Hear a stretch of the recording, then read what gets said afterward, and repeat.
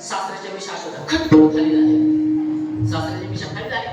नवरा नाक बसला. सगळी लोक माझ्या मिशा चर्चा करतात आणि त्या दिवसापासून गोकुळामध्ये आमच्या दोघांच्या नावाची चर्चा आहे. मैया म्हणजे इकडे इकडे माझ्या बाळानं तुझ्या गालाची पापी घेतली म्हणून गोकुळामध्ये चर्चा आहे. मैया म्हणजे सांग बाई तुझं वय किती? ती म्हणजे मैया 22व्या वर्षी माझं लग्न झालं. आता लग्न होऊन 2 वर्ष झाले. म्हणजे किती वर्षाची बोलून 24 वर्षाची. मैया म्हणजे तुझं वय वर्ष 24.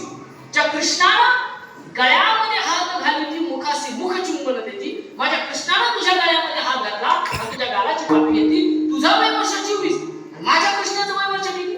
5 वर्षाचे माझे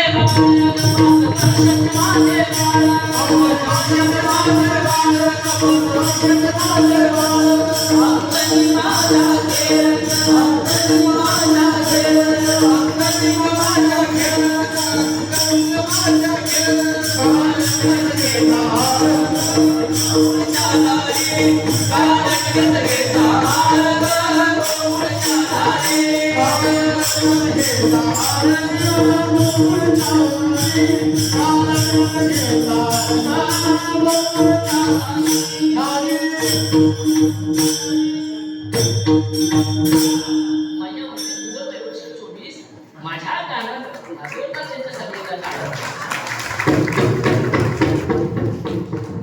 माझ्या कानाचं वय वर्ष 5 आणि तुझं वय वर्ष 24 आणि 5 वर्षाच्या माझ्या कानानं तुझ्या कानाची पापी घेतली तर तू म्हणती खाऊची लोक आमच्या विषयी चर्चा करू. मैया म्हणली चल निघून जा.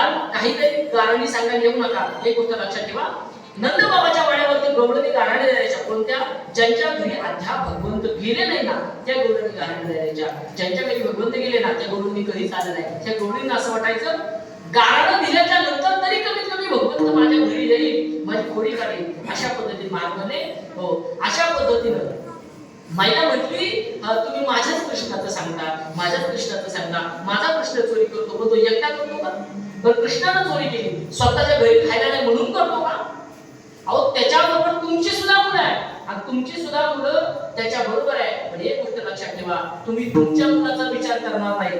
माझा कृष्ण चोरी करायला जातो ते तुमच्या सगळ्यात महत्वाचं नसतं. तेच मला तिसऱ्या चरणात सांगतात.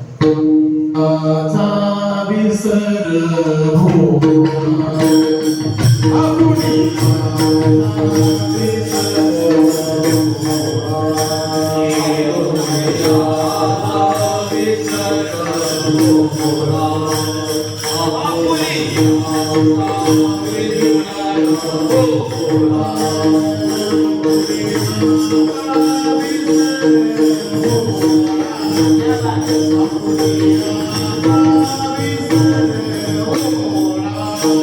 Yeah.